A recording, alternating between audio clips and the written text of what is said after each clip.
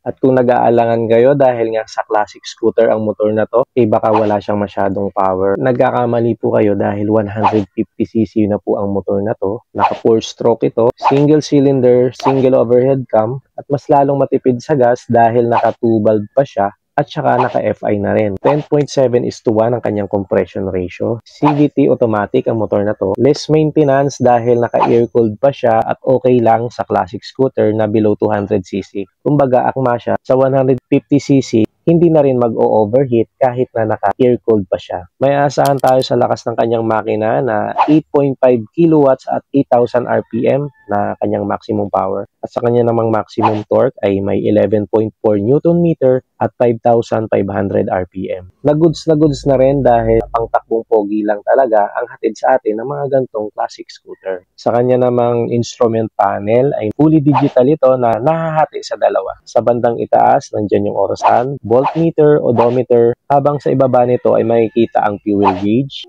At ang speedometer, syempre lahat ng mga pangunahing informasyon ay makikita natin, kagaya ng turn signals, engine check, temperature check, etc. May dalawang button sa left and right niya, ang isa ay para sa option at ang isa naman ay para sa adjustment.